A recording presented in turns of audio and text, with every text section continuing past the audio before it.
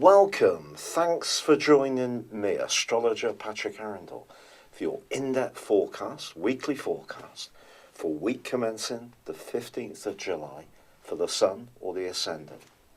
If you've yet to subscribe to my channel, I'd be really grateful if you did so now. This week, put simply, could be one of the most potent and powerful of the whole year. In the first half of the week, we see the Sun in opposition to Pluto. In the second half of the week, it's Venus which is moving into opposition to Pluto. And of course, on Tuesday, we have the partial lunar eclipse in the sign of Capricorn. So that's also in a conjunction with tiny Pluto. Now, overriding this, we also have Mars, the planet of passion, in a right angle with Uranus in the sign of Taurus. So a tremendous amount of activity, and overlaying all of this is the fact that Mercury continues its backward journey and by Friday reverses into the sign of Cancer. So let's go from the very start of this week. The Sun is all about our passion, it's about our drive, it's about our need to express ourselves. In the sign of Cancer, it's asking us to be more mindful of nurturing, of being much more aware of our environment, issues of security, family, and how we interact with other people close to us. Pluto and, of course, the lunar eclipse, however, are in the rather more material sign of Capricorn.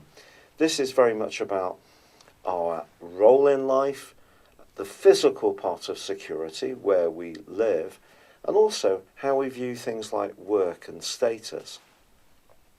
Now, it's possible that whether a relationship is linked to your personal life, or it's linked to your family, or it's linked to your professional situation, that some kind of challenge can occur this week. The challenge may be entirely internal. It may be something needs to alter, needs to change, and if we resist it, it can cause some problems because Pluto is about change. But equally, someone may be trying to force a change upon us that we don't really want, that we don't feel is fair. For example, it could be an employer who wants to change our terms and conditions in a way which is not very pleasant, and that may be something which naturally we'd want to question, especially if it leads to working less social hours or not earning as much. So someone could try to play a more forceful role this week, and in any kind of relationship there can be the potential to gain or lose, or some kind of readjustment is needed. The readjustment can be entirely inside of ourselves, or it can be in our physical situation that some kind of alteration may be needed. Now, the lunar eclipse is going to provide a backdrop of energy for the last 6 months of this year. And because the solar eclipse of the 2nd of July was very much about nurture, it's how that nurture fits into the more physical parts of our existence. So, for example, if we do want to change where we live, we do want to go for a new job, we want to apply a different set of values, reinforce our boundaries in personal relationships, it's going to create shifts, changes, alterations. And these Teutonic plates, because Pluto is very much about depth, it can be about secrets, it can be about lust, it can be about money. These Teutonic plates are moving in a way which is not necessarily very comfortable. Watch out for someone who doesn't use their power wisely or fairly, but equally be aware of your own tendency to dominate, if you have any. Also in the second half of this week, because Venus is in opposition with Pluto, our desires are going to be ramped up. Now that could be about where we live in this particular axis of energies, Cancer, Capricorn, but it could also be that we meet someone who has a compelling impact on us in a personal or romantic context. It could also have a very strong sexual magnetism. This relationship, if we meet someone this week, can have a massive impact upon us. But also, it is possible that we could encounter someone who's not necessarily going to be very good for us, however captivating we find them to be. With Mars also in that right angle to Uranus, there can be some compulsive energies around spending money, or just doing as we wish when it comes to desires. But with Mercury in that retrograde, the potential for misunderstandings and miscued discussions is very strong.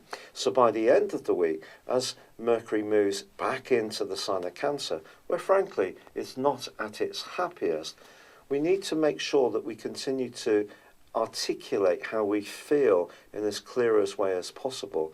It can become much more subjective, our thinking and also our communication, on the back of this particular retrograde from the end of this week onwards. Please stay on for your specific forecast for your zodiac sign.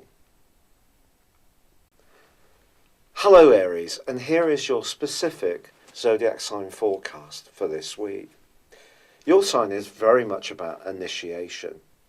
You're someone who can really get on the front foot. You listen to your hunches, and that can see you taking giant steps forwards, which at your best is really a sight to behold. But this week, you're just being asked to rein in the temptation to just dive into situations without too much forethought. It's possible that something does seem very attractive for you, and it could be in the business environment, it could be around a job, it could be around a property matter, but the part of you which really likes to be quite decisive, which can be such a strength, could be a little bit of a weakness this week. So I think it's a time to certainly consider opportunities. You may find yourself being pulled in two different directions in some ways. At times your emotions may seem polarised, or you may encounter someone close to you who seems to switch between two different modes and ways of being too, and that could prove to be frustrating. But as much as you can, try to just keep a sense of equilibrium and just consider everything from a feelings level. Listen to your gut instinct, and that will guide you really well. It's been a real pleasure being with you. Thank you so much for joining me. Good luck, and goodbye for now.